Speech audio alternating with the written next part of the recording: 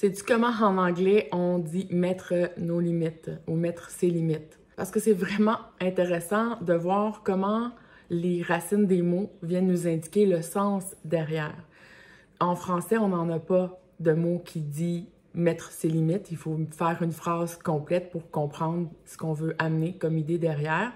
Mais en anglais, il y a un mot qui existe qui s'appelle boundary et qui veut dire justement mettre ses limites. On va aussi regarder l'étymologie du mot bandage, qui vient en anglais de la même racine bound. Et ces deux mots, donc, ont la même racine bound, qui vient du vieil anglais boogan, qui signifie plier, courber ou border. Donc, on est dans mettre des limites. L'idée de boundary est liée à la notion de délimiter, de mettre des frontières, donc de mettre une ligne qui va séparer ou marquer la limite entre deux choses, des territoires, des concepts, des comportements, mais aussi dans le relationnel. Toutes les relations, on le sait, c'est deux personnes, donc déjà, il y a une limite de corps, mais il y a une limite aussi de la psychologie, il y a une limite du corps émotionnel, etc. Donc, on sait que mettre des limites fait absolument partie du concept de relationnel. Et ça, on le voit pas assez souvent que c'est difficile de mettre des limites dans le relationnel parce qu'on s'identifie à l'autre personne. En s'identifiant à l'autre, on n'est pas en capacité d'être dans notre propre identité et c'est ce qu'on est appelé à faire pour être en capacité de mettre nos limites claires éventuellement. Donc, ça ramène tout le temps au concept finalement d'apprendre à se connaître soi en profondeur. Plus tu apprends à te connaître toi en profondeur, plus tu fais une limitation, dans le fond, une délimitation de ton territoire. Je connais mes besoins, je m'occupe de mes besoins et donc c'est beaucoup plus facile d'aller mettre des limites claires avec l'autre personne qui, elle aussi, a des besoins et on peut respecter les deux personnes. Tant que ce travail intérieur-là n'est pas fait, c'est pratiquement impossible de mettre nos limites, que ce soit dans un milieu relationnel avec tes amis, au niveau professionnel, au niveau amoureux ou avec tes enfants. Tout ce côté relationnel-là est complètement impossible à mettre en place de manière saine si toi-même tu te connais pas déjà parfaitement et que tu n'es pas consciente de tes territoires intérieurs. Je dis souvent ça, je parle souvent des territoires intérieurs. Pour moi, un des territoires intérieurs qu'on n'a pas encore assez exploré, c'est le territoire de la psyché. Donc, tout le côté de la gestion des pensées. Par la suite, il y a la gestion des émotions. Qu'est-ce que c'est que ce territoire des émotions-là? Si, par exemple, je disais que le territoire des émotions, c'est un pays à visiter. Qu'est-ce qu'on peut aller visiter dans ce territoire-là? Qu'est-ce qu'il y a à voir et qu'est-ce qui fait partie de soi, donc de ma structure, et qu'est-ce qui ne m'appartient pas, mais qui s'exprime à travers moi. Le lien avec bandage, c'est qu'on a les deux mots avec la même racine, comme je l'ai dit, bound. Bandage, c'est un mot qui est pas souvent utilisé. C'est lié au concept de limitation ou de contrainte. Bandage peut être interprété comme le fait d'être lié, limité ou enchaîné, tout en conservant le lien avec l'idée d'une limite ou d'une délimitation, donc de mettre ses limites. Donc, ça peut sembler contradictoire parce qu'on parle de mettre des limites, donc de séparer deux choses, mais en même temps, on a l'aspect d'être lié à être autre chose et c'est ce qu'on observe dans tout ce qui est l'environnement relationnel. Donc, si on met ces deux mots ou le concept de la racine du mot bound en anglais et qu'on l'observe avec conscience, on va voir que boundaries, donc limites, se réfère à la capacité de définir et de maintenir des limites personnelles, émotionnelles, physiques, saines dans les interactions avec les autres. Le sens à retenir ici, c'est que ça soit sain, respectueux et clair. Ça paraît simple et facile, dit comme ça, mais si t'es comme moi, la majorité des gens qui me consultent, c'est sûr que tu as de la difficulté à mettre des limites claires, à dire non, et ce n'est pas facile à faire parce qu'on porte tellement de fausses croyances, des croyances limitatives, justement, qui nous empêchent d'être à l'écoute de soi, d'être respectueuse envers soi. Et par la suite, c'est difficile si on n'est pas conscient de notre sphère intérieure, donc de mettre des limites, puisqu'on n'a pas établi, elle était où la limite entre ma personne, mon identité, mes besoins et la personne à l'extérieur et les besoins de l'autre personne à l'extérieur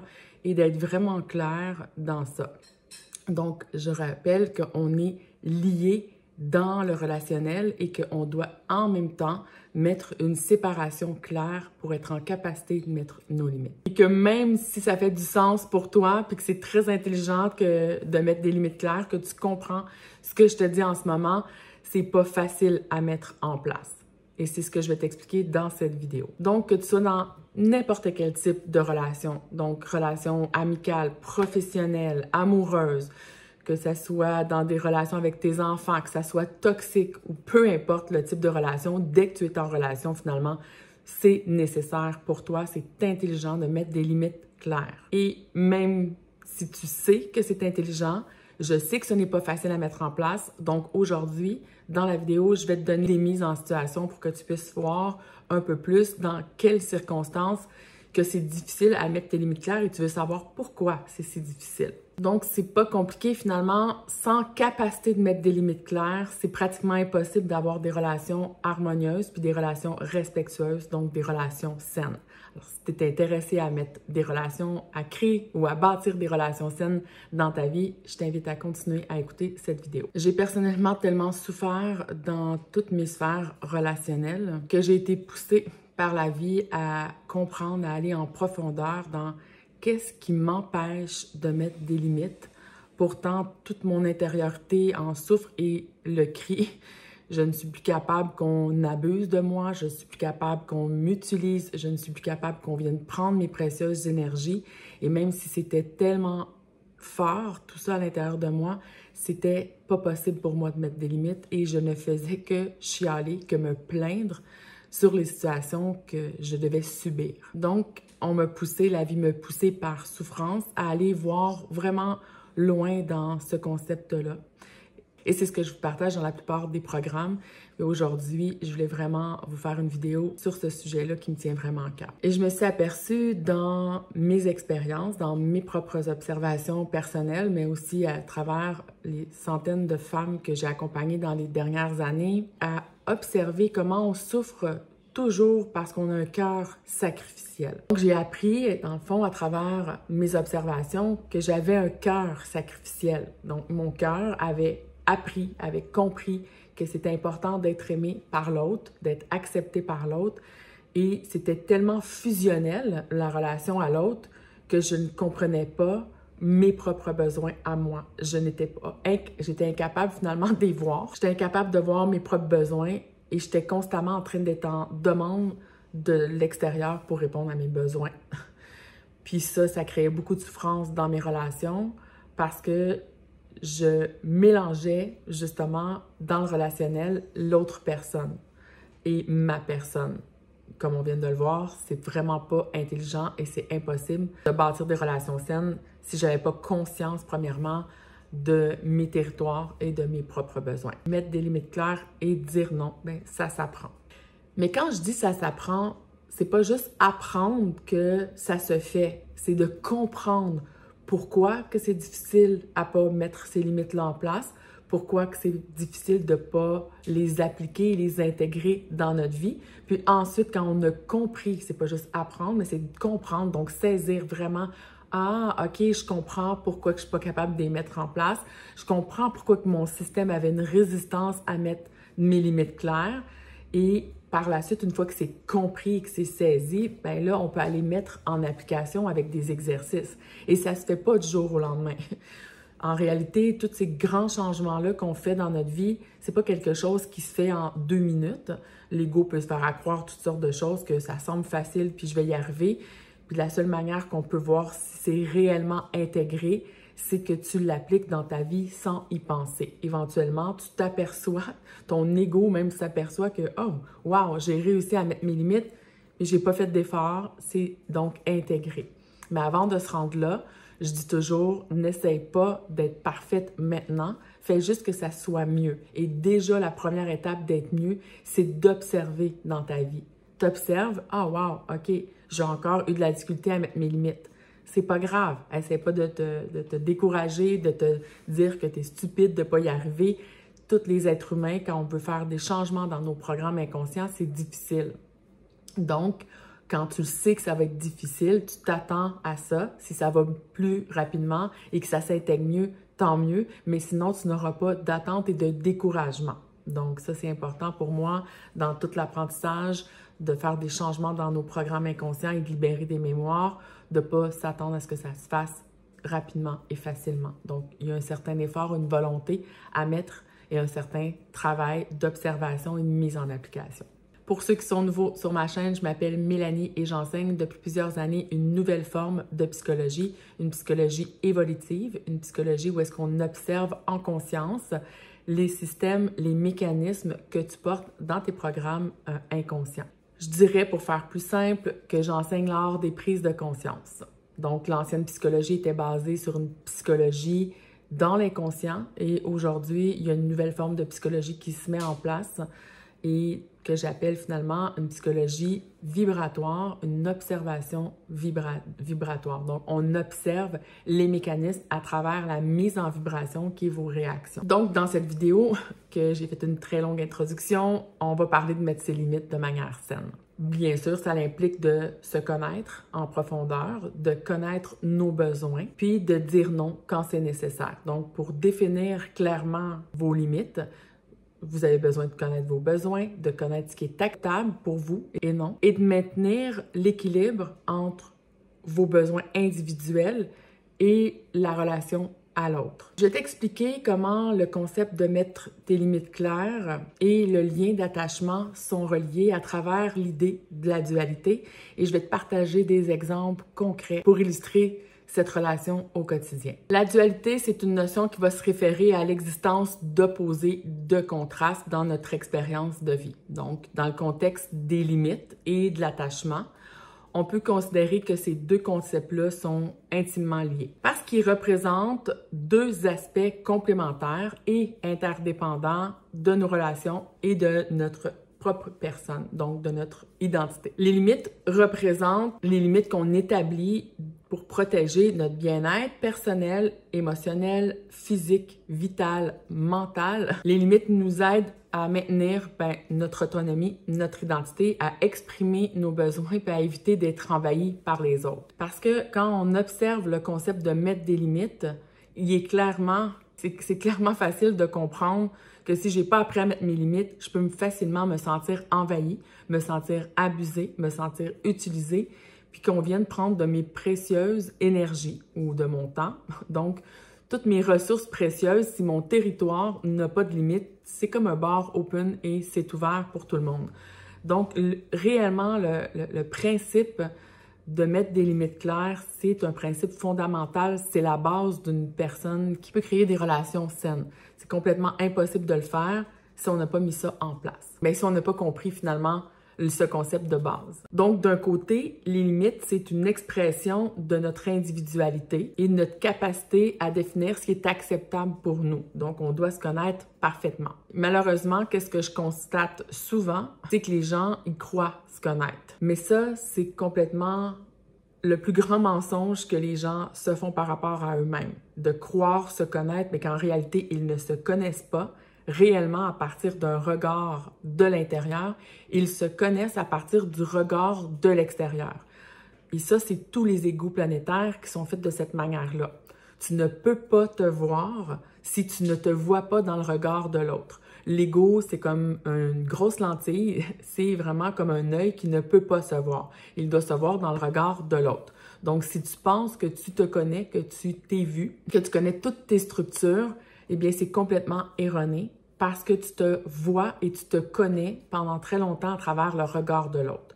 C'est seulement qu'en pratiquant une observation multidimensionnelle, donc dans une ouverture de conscience, dans un regard multidimensionnel d'une conscience, et ça s'apprend avec une personne qui sait déjà le faire. Il faut sortir des consciences inférieures, comme je l'ai expliqué dans plusieurs autres de mes vidéos. Donc, la plupart des gens, ils pensent qu'ils se connaissent, mais en réalité, comme je l'ai dit, ils se connaissent à partir de l'extérieur. Ils sont incapables d'observer leurs propres mécanismes, donc ils ne dévoilent pas les systèmes.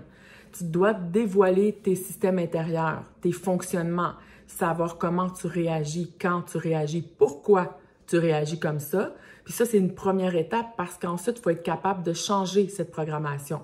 Mais avant, il faut que tu vois ta programmation. Donc, tu dois connaître qu'il y a un système, tu dois être au courant. Finalement, il faut qu'il y ait une personne comme moi qui dit, bien, il y a un système à l'intérieur de toi, puis les systèmes sont tellement faciles à voir pour une personne qui n'est pas impliquée dans le système.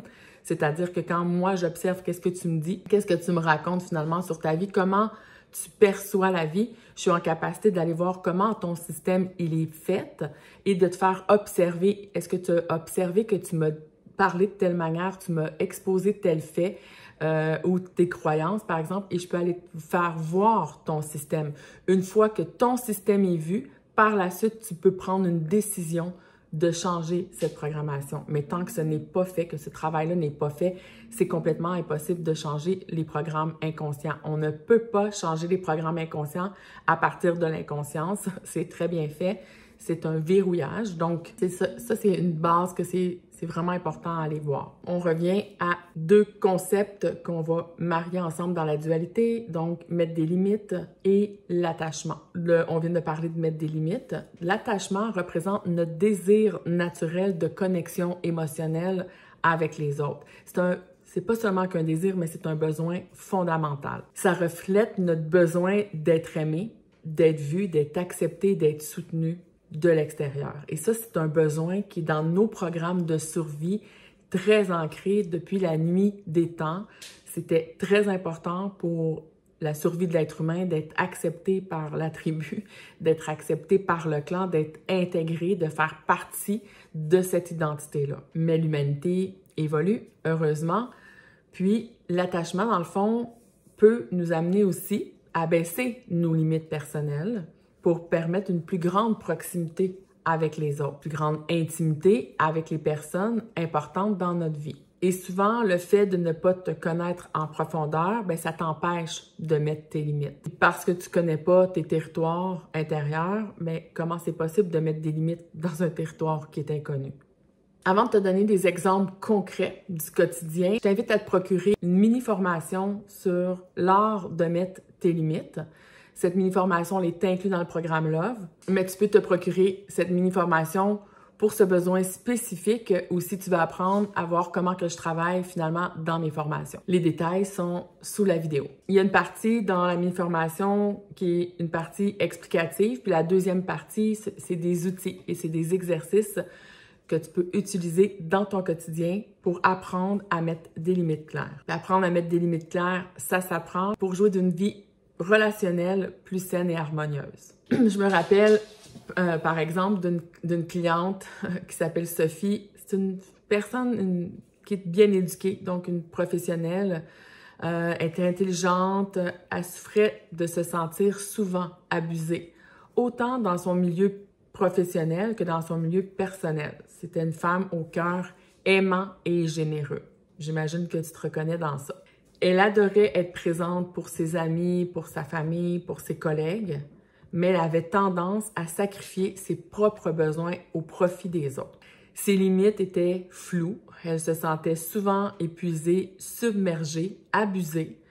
En fait, elle avait développé un programme inconscient d'être en incapacité de mettre des limites claires parce qu'elle ne connaissait pas ses territoires et ses ressources. Elle a en plus développé un sous-programme d'attachement anxieux, donc par crainte d'être abandonnée par ses amis, par sa famille, par ses collègues.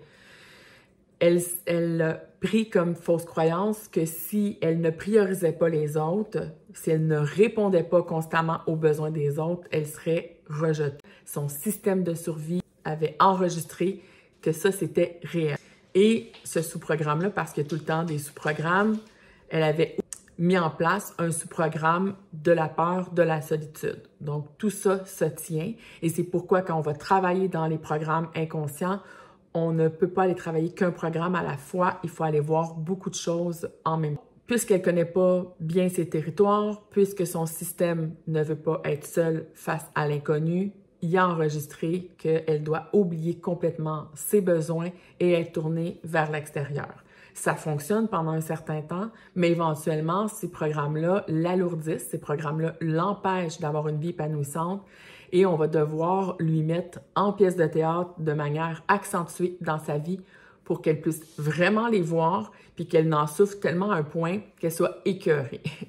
Puis ça, je le dis souvent, c'est impossible, la vie elle est faite comme ça, que tu changes des programmes inconscients si tu n'es pas écœuré d'être écœuré. Donc, on doit souffrir. L'humain, il souffre pour éventuellement développer la capacité de dire « là, ça suffit, je dois faire quelque chose ». Donc, on demande d'être dans l'action. Peu importe dans quelle situation tu te trouves au niveau relationnel, si tu ne prends pas action pour toi-même, il n'y a rien qui va changer. Même si dans ta tête, tu te dis toutes sortes de choses, tu essaies de faire plein de changements à l'intérieur de toi, ces changements-là, oui, ils commencent. La semence, elle commence à l'intérieur de toi, mais tu devras éventuellement mettre en application. Tu ne peux pas seulement prendre une prise de conscience, puis ensuite continuer à faire ce que tu faisais et espérer des changements différents. C'est impossible, vraiment. Donc, tant que tu n'as pas pris conscience de ça, il n'y a rien qui va changer. Mais ensuite, la prise de conscience t'amènera à prendre une action. Donc, tu dois être dans l'action pour vraiment faire des changements. Donc, on revient à Sophie après une période de stress intense. Donc, et ses ressources de temps, d'énergie étaient arrivées, finalement, étaient au bord du burn-out. Donc, quand Sophie est arrivée à moi pour une consultation et qu'on a observé ensemble à vol d'oiseau de manière consciente, c'est-à-dire avec détachement émotionnel, ben, elle a commencé à réaliser qu'elle avait besoin, ben oui, de connaître ses territoires intérieurs et de connaître ces territoires intérieurs-là, c'était nécessaire pour rééquilibrer sa vie et arriver à mettre des limites claires. Elle a commencé à être à l'écoute de ses besoins, de connaître ses propres limites, pas ceux de la voisine, les siens, vraiment, à se réapproprier ses territoires et ses ressources. Par la suite, on a fait un plan pour définir ses limites de manière claire à partir de ses besoins à elle, pour son temps, pour ses énergies, puis à mettre en place des exercices, des mises en application au quotidien.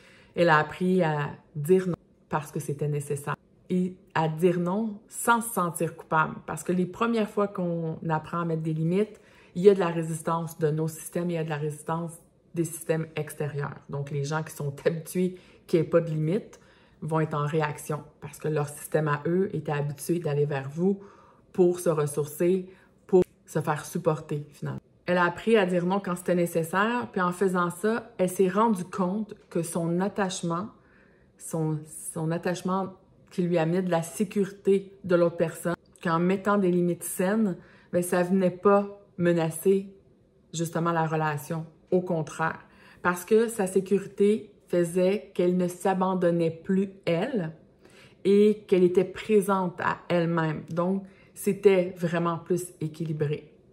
Donc, au contraire, elle a remarqué finalement que ses relations devenaient beaucoup plus respectueuses, beaucoup plus authentiques. Puis, elle se rapprochait des gens qu'elle aimait tout en préservant sa propre vitalité. Ça, c'est des situations que je vois régulièrement en accompagnement, quand la personne, elle comprend ce qu'elle a à mettre en place, pourquoi, puis qu'elle ose le faire même s'il y a de la résistance. En réalité, c'est à ça que je sers dans l'accompagnement, c'est de te savoir d'avance qu'il va y avoir de la résistance et te dire, te démontrer à quel niveau il va y avoir de la résistance puis comment je peux faire pour passer au travers ce premier piège-là, si on peut dire, d'une personne qui veut changer les programmes. Donc, par la suite, parce que je l'encourage à continuer, à faire ces exercices, à mettre en application, c'est là qu'elle voit vraiment des réels changements dans sa vie. Ça, c'est vraiment encourageant quand la personne, elle voit des réels changements puis qu'elle te dit « Mais wow, c'est incroyable, maintenant, je peux dire non de manière respectueuse pour moi puis l'autre personne, elle me respecte plus. » Et ça, je le vois vraiment au niveau amoureux, au niveau professionnel, ou avec tes enfants, si tu as des enfants. Puis c'est quand on voit ces résultats-là concrets dans la matière que ça nous encourage à continuer. Donc, on doit en avoir des victoires pour pouvoir avoir cette force-là à l'intérieur de nous qui fait qu'on se sent vraiment mieux, puis que même les gens à l'extérieur de soi nous disent « Wow, tu as réellement changé ». Mais quand on dit « tu as réellement changé », c'est qu'on s'aperçoit que maintenant, tu te respectes plus. Et je dis tout le temps, l'extérieur, c'est le reflet de l'intérieur. Et ça sert à rien de vouloir aller changer l'extérieur, changer les amis, changer toutes les relations, parce qu'on va constamment attirer la même chose à l'intérieur de soi. Il y a quelque chose de pas changé et c'est l'intérieur qui attire. C'est de la loi de l'attraction. Donc, si je porte un programme que je peux pas me respecter ou c'est impossible de mettre mes limites claires parce que je connais pas mes besoins, etc., puis que j'espère que l'autre personne va respecter mes limites alors que c'est même pas clair pour moi, ben c'est complètement farfelu. Puis je donne souvent l'exemple que si j'ai une tache de spaghetti sur mon chandail et que je vais devant le miroir puis que j'essaie d'essuyer la tache dans le miroir, c'est complètement ridicule. Ben c'est la même chose. Moi, je vois la même chose dans les programmes inconscients. Ça ne sert absolument à rien d'aller n'en vouloir à l'extérieur, de vouloir changer l'extérieur, alors que c'est toi, à l'intérieur, que tu dois observer et faire des changements. Donc, si tu as aimé cette vidéo, je t'invite à t'abonner à ma chaîne si ce n'est pas déjà fait parce que le prochain thème que je vais m'attarder dessus, c'est vraiment mettre des limites. Je vais donner toutes sortes de situations. Je vais faire des courtes vidéos aussi sur des mises en situation pour que tu puisses avoir un œil plus averti d'observateur sur qu'est-ce que c'est, comment ça impacte notre quotidien de ne pas être en capacité de mettre des limites claires, d'apprendre à dire non et tu le fais toujours par amour pour toi. Donc, c'est vraiment important de revenir à cette base-là, qu'on le fait par amour pour soi, par respect de soi. Et si tu vas aller plus loin dans les exercices, je t'invite à te procurer le programme Love avec lequel il est inclus le webinaire ou la mini-formation de mettre tes limites claires ou à te procurer le webinaire ou la mini-formation de manière séparée. Je te dis à bientôt.